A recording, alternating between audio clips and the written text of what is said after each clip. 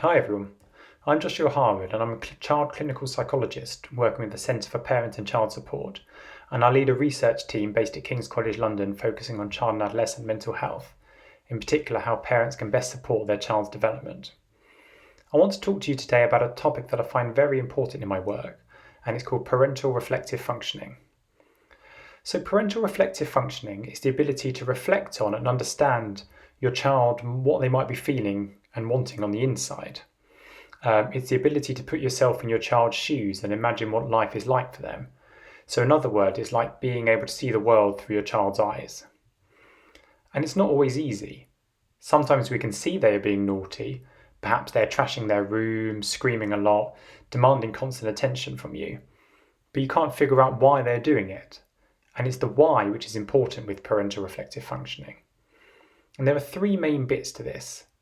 The first one is being curious.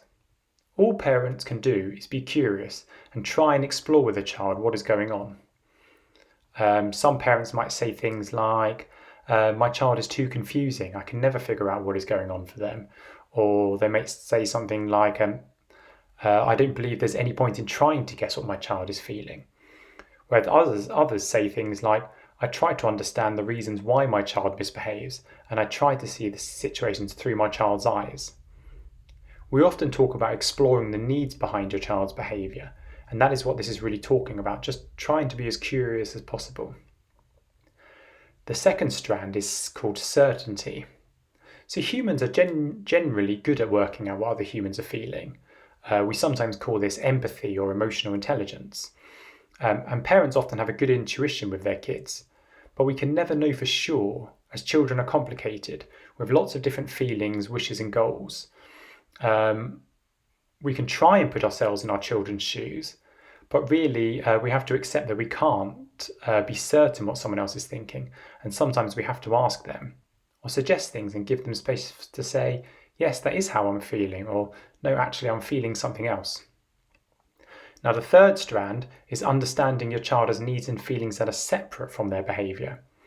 So some parents will say things like, my child cries around strangers just to embarrass me, or when my child is fussy, they're doing this just to annoy me. And that might be true, but in my experience, there's usually a need behind why they're doing something. So maybe they're seeking some love or some attention from you and some comfort whilst you're on the phone. Maybe they're upset at something that has happened at school, and that's why they're trashing their room and not eating their dinner. But there is a deeper feeling going on, and all we can do as parents is gently explore what that feeling is. What's really important to remember is that our ability to reflect about how we are feeling or how our children are feeling goes offline when we're stressed.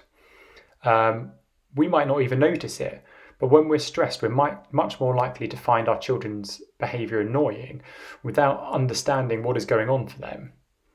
So my main advice really, and it's all I can really say, is do something to bring your own stress levels down. And once you're feeling calm, then go back and have a bit of a deeper think. Was there something else going on for me? Was there something else going on for Sam that meant he was being really disruptive on the way to school this morning? When you've had a chance to cool off, give it another think. So how can we improve our reflective functioning? Well, the first thing is to practice. If we notice that we're just focusing particularly on our child's behaviour, pause for a second and think, could there be anything else going on here? I wonder why she's doing that. Perhaps you can ask them, if they're old enough, has anything upset you at school today? You're behaving in quite an aggressive way towards your sister today. Are you feeling angry about anything? Are you still upset that Mummy told you off earlier? Is that why you're sticking with me really closely today? Those are just a couple of examples. So I hope this wasn't too dense. I know it was quite. If you've managed to get to the end of this video here, you've done amazingly well. And let us know in the comments if you have any questions or thoughts. Bye.